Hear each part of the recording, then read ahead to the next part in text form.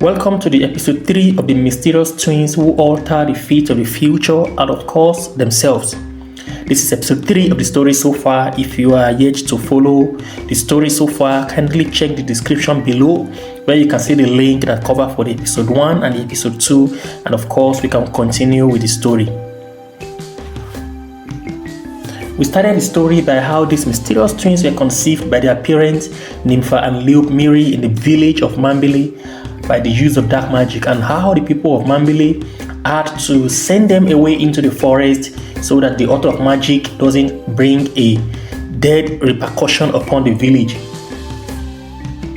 We also talk about how the parents navigated the forest with these mysterious twins, looking for a shelter and a place to stay, and of course eventually stumbling upon an uncompleted building where they chose to build their home. We talked about how they lived together in harmony and then raised these girls until the girls were 12 years old. And then we stopped episode 2 where the girls suddenly came back from the farm and saw their parents lying on the floor, not understanding exactly what has happened to them. And of course, realizing eventually that those people in faraway places have come and did something terrible to their parents. So we'll proceed in this episode to see the fate of these little mysterious twins. The mysterious demise of Nympha and Miri would leave a lasting memory on the twins. The after effect of it would change the rest of their lives. The mysterious twins knew what it meant for someone to pass away. Several times in the farm, father had trapped animals and used it to explain to the girls what it means for someone to pass to the afterlife. Everybody is bound to pass away, just as they were bound to be born. Father has once explained to them. The only problem is that people are not bound to go when they were not supposed to. When are people supposed to? Nari had asked on one occasion. Father had gently rubbed her head and said, when they are very, very old. After a few seconds he added, you see, in those faraway places, a lot of people pass away when they are not supposed to. For instance, it is what they would have done to you if I had not carried you and run away. One thing father had failed to elaborate on was the effect of the passing away of a loved one on the rest of the family members. That fateful afternoon, when the girls were confronted with what was beyond their scope of reasoning, they wept for several hours, beckoning on their parents to rise and speak with them. They done that to no avail. Something like this was, of course, strange to the girls. It wasn't as if they'd experienced the passing away of a loved one before. Worse, they'd not seen anyone who had similar experience before. The magnitude of the problem that presented itself to them was quite beyond their understanding. After weeping for several hours without really understanding what was going on, they eventually decided to carry the bodies of both parents into the house. They didn't quite understand that the bodies were heavier than they imagined. After struggling with the body for several minutes with no avail, the girls decided to roll the body. Perhaps it would work. As they rolled father's body, they did it with extreme measure. The idea that father would be awake the following morning was as lucid as the dawn of a new day in their mind. Their worries were even juvenile. They thought if father awoke, wouldn't he be angry that he was rolled on the ground? Would he be upset that he was dragged? Would mother be angry with the way her body was handled by the girls? Both girls slept beside their parents' bodies that night. Morning came very fast. When Nari woke up, a fantasy of the dreamy world played pranks on her. At first, her memory failed to recall the events that had transpired before she eventually slept off close to mother's body. It took several long moments before the reality of life suddenly appeared to her. Immediately she realized why she had slept close to mother, she jumped up. Nari jumped up and started putting in effort to awaken mother. When she figured that mother was not ready to cooperate, she jumped to father.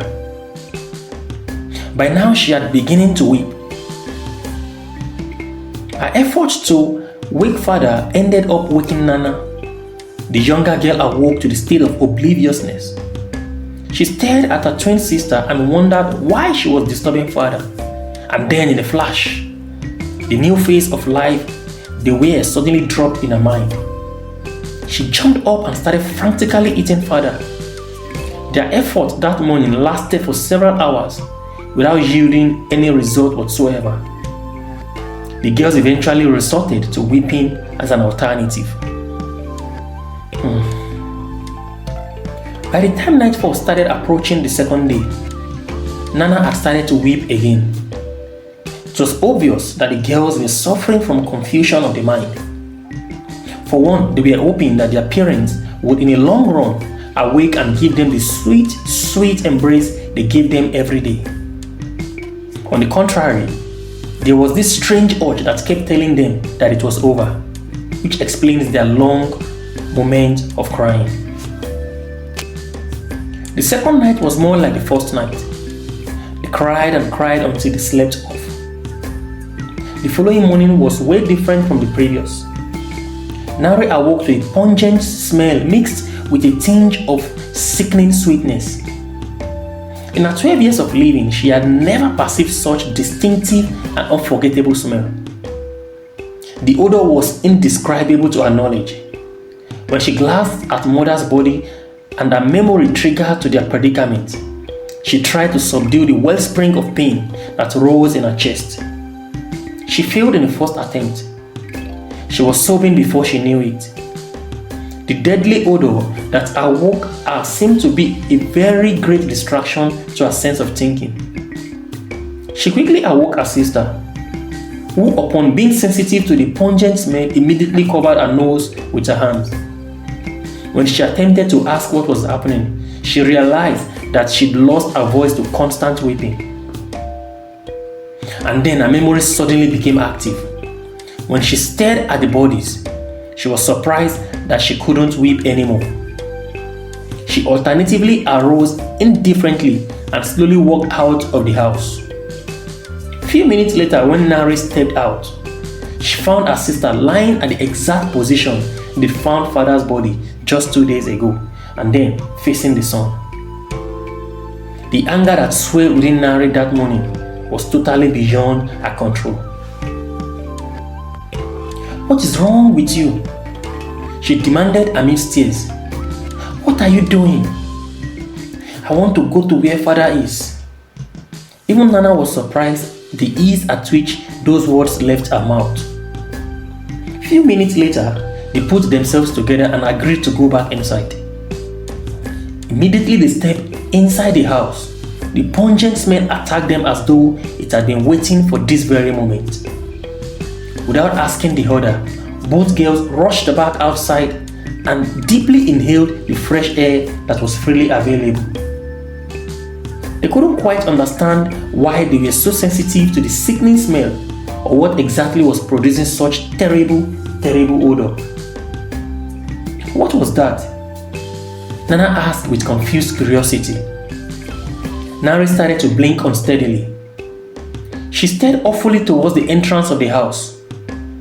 The only possible explanation she could come up with was that mother and father's bodies were now beginning to decay.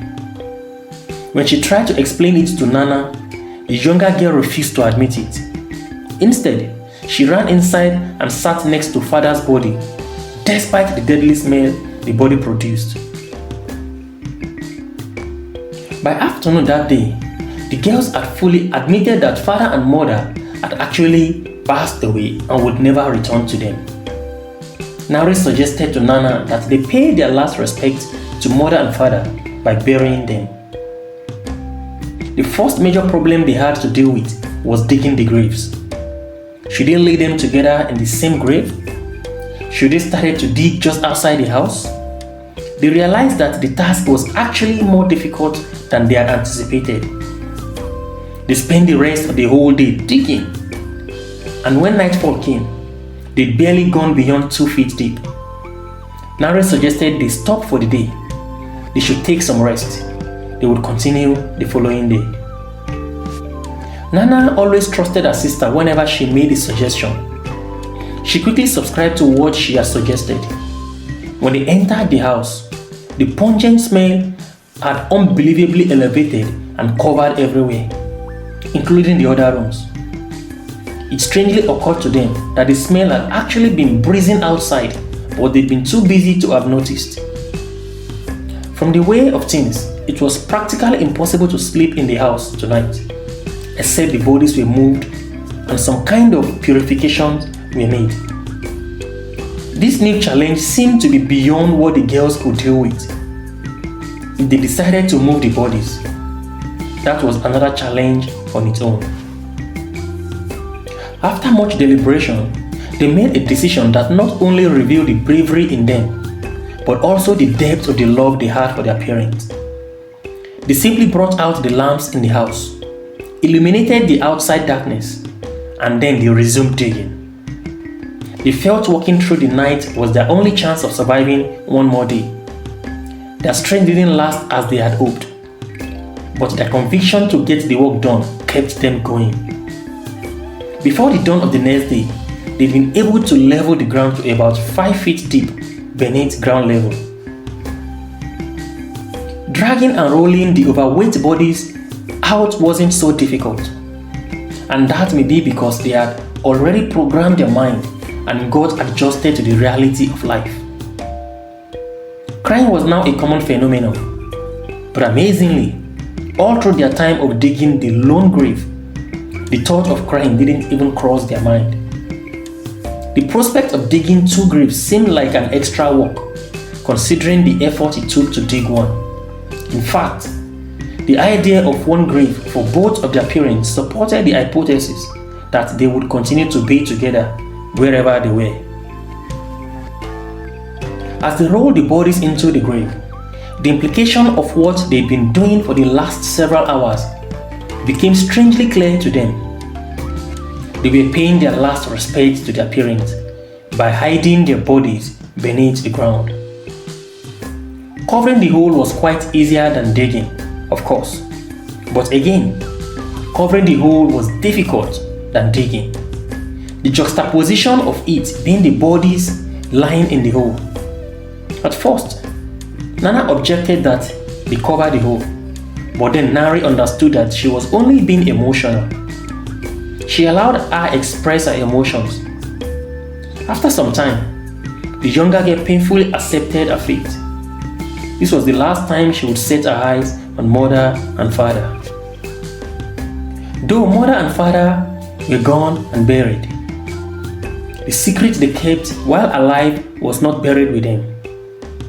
The implication of the choice they made would affect several girls after several years.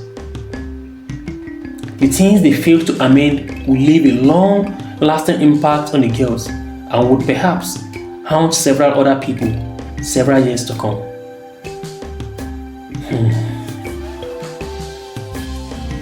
I hope you enjoyed the story so far, and I'm sure you're wondering how this story turned events and of course change the future. Please subscribe to the channel if you haven't, so that you can get more episodes about Nana and Nari, the mysterious twins, and of course to allow more people to be able to see the video and to get to learn about African folktales. Thank you so much for joining us so far. I hope that we have been able to add value to you in this story. Please look up for the next episode. Gracious.